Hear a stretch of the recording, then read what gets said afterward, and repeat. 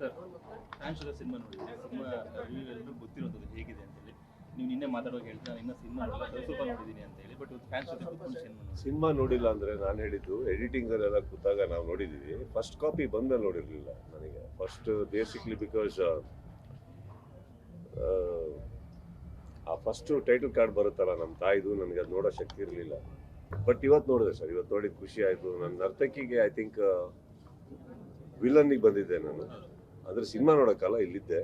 ತುಂಬ ವರ್ಷ ಆದಮೇಲೆ ಒಂದು ಥಿಯೇಟ್ರಲ್ಲಿ ಈ ಥರ ನರ್ತಕಿಯಲ್ಲಿ ಕೂತ್ಕೊಂಡು ನೋಡಿದ್ದು. And I am very happy.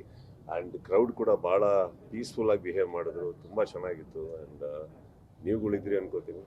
Thank you sir. ಇನ್ನು ಕನ್ನಡದಲ್ಲಿ ರೆಸ್ಪಾನ್ಸ್ ಹೇಗಿದೆ ಅಂತ ನೀವು ನೋಡಿದ್ರಿ, ಆ್ಯಂಡ್ ಇತ್ತೀಚೆಗೆ ರಿಲೀಸ್ ಆಗಿರುವಂತಹ ಸಿನಿಮಾದಲ್ಲಿ ಮ್ಯಾಕ್ಸ್ ಟಾಪ್ 1 ಇದೆ ಅನ್ನುವಂತಹ ಮಾತುಗಳು ಕೂಡ ಕೇಳಿ ಬರ್ತಾ ಇದೆ.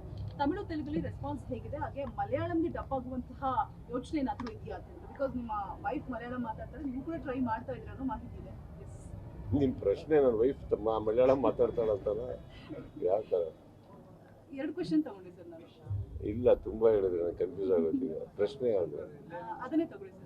ಏನು? ವೈಫ್ ಅವರು ಮಲಯಾಳಂ ಮಾತಾಡ್ತಾರೆ, ನೀವು ಕೂಡ ಇವಾಗ ಟ್ರೈ ಮಾಡ್ತಾ ಇದ್ದೀರಾ, ಸೊ ಮಲಯಾಳಂಗೆ ಡಬ್ ಆಗುವಂತಹ ಇಲ್ಲ, ನನಗೆ ಭಾಷೆ ತುಂಬ ಕಷ್ಟ ಇದೆ, ಕಲಿಯೋಕ್ಕಾಗ್ತಾ ಇಲ್ಲ.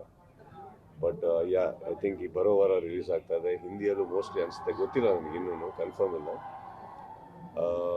ನಾನು ಫಸ್ಟೇ ಹೇಳಿದ್ದೆ, ನಾನು ಆ್ಯಕ್ಚುಲಿ ಇದು ಒಂದು ಅಪ್ಪಟ, ನಾನು ಪ್ಯಾನ್ ಇಂಡಿಯಾ ಅಂತಂದರೆ ಮಾಡೋ ಟೈಮಿಂದನೇ ಪ್ಯಾನ್ ಇಂಡಿಯನ್ ಸಿನಿಮಾ ಅಂತ ಹೋಗೋ ಸ್ಟೈಲ್ ಬೇರೆ ಇರುತ್ತೆ. ಇದು ನಾನು ಆ್ಯಕ್ಚುಲಿ ತುಂಬ ಇಷ್ಟಪಟ್ಟು ಮಾಡಿದ್ದು ಕನ್ನಡಕ್ಕಂತಾನೆ.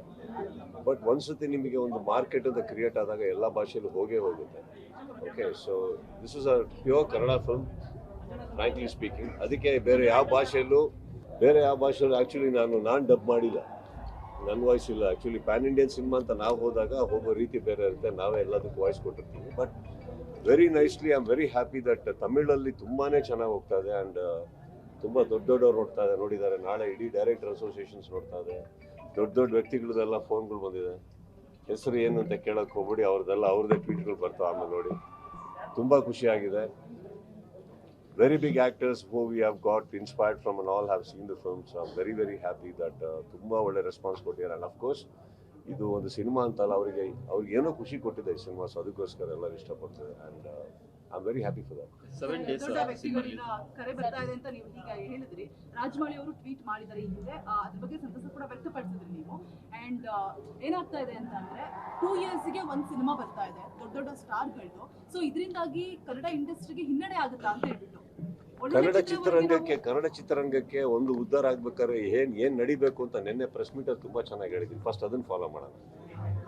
ಒಬ್ರಿಗೊಬ್ರು ತಂದಿಡೋದಾಗ್ಲಿ, ಯಾರಿಗೋ ಟಾಂಟ್ ಕೊಟ್ರು ಅನ್ನೋದಾಗ್ಲಿ, ಆ್ಯಂಡ್ ಅದೆಲ್ಲ ನಿಂತರೆ ಫಸ್ಟು ಇಂಡಸ್ಟ್ರಿಗೆ ಒಂದು ಒಳ್ಳೆ ಭವಿಷ್ಯ ಅಲ್ಲಿಂದ ಸ್ಟಾರ್ಟ್ ಆಗುತ್ತಮ್ಮ. ಆಮೇಲೆ ಸ್ಟಾರ್ಸ್ಗಳು 2 ವರ್ಷ ಸಿನಿಮಾ ಮಾಡಬೇಕು ಅಂತ ಯಾರೂ ಅಂದ್ಕೊಂಡಿಲ್ಲ. ಅದು ಯಾಕೆ ಆ ಥರ ಬೈಗಳ ಥರ ಬರ್ತಾ ಇದೆ ಗೊತ್ತಿಲ್ಲ. But I am not, we are trying. But ಏನು ಮಾಡೋಕ್ಕಾಗ್ತಲ್ಲ, will definitely do our best. And ಇಂಡಸ್ಟ್ರಿಯಲ್ಲಿ ನಾವು ಮಾಡಿಲ್ಲ ಅಂದರೆ ಬರಲ್ಲ ಅಂತ ಇಲ್ಲ. ಬಟ್ ಹೊಸೊಬ್ಬರುಗಳು ಸಿನಿಮಾ ನೀವು ನೋಡೋಕ್ಕೆ ಹೋದ್ರೂ ನನ್ನ ಅನಿಸಿಕೆಯಲ್ಲಿ ತುಂಬ ಒಳ್ಳೊಳ್ಳೆ ಸಿನಿಮಾಗಳು ಬರ್ತಾ ಇದೆ, ತುಂಬ ಒಳ್ಳೊಳ್ಳೆ ಕತೆಗಳು ಮಾಡಿದ್ದಾರೆ. ಅವ್ರದ್ದೆಲ್ಲ ಸಿನಿಮಾ ಹೋದ್ರೇ ಇಂಡಸ್ಟ್ರಿ.